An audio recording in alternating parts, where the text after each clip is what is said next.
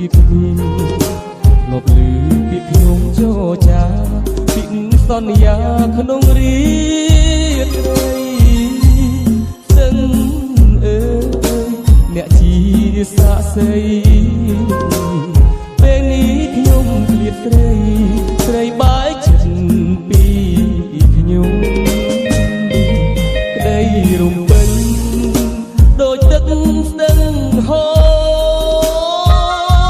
ខ្យល់ធ្ងរដូចសូរសំឡេងក្រៀមក្រំសັບបាក់ស្អីលៀបចាំងត្រនុំខំស្រែកយំតតែដួងចិត្តខ្លោចសាទាំងសំងាត់អើយលីហាស្នេហាឧត្តមបើសិនអ្នកដឹងរឿងខ្ញុំសូមលាក់ទុកក្នុងអរសូមស្ទឹងកុំប្រាប់អ្នកណាធ្វើមិនដេចខ្ញុំមានពីបានជាស្នេហាបាត់បង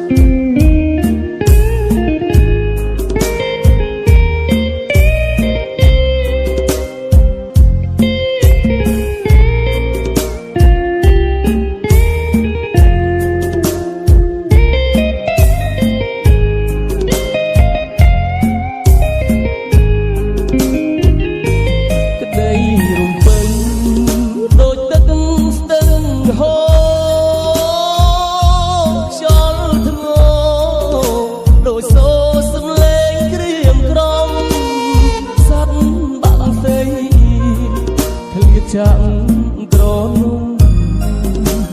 ខំស្រែកយំទោះតែដួងចិត្តខ្លោចសាស្ទឹងសំងាត់អើយលីហាស្នេហាឧត្តមបើសិនអ្នកដឹងរឿងខ្ញុំសូមលាក់ទុកក្នុងអរសូមស្ទឹងកុំប្រាប់អ្នកណាធ្វើមិនដាច់ខ្ញុំមានពីបានជាស្នេហាបាត់បង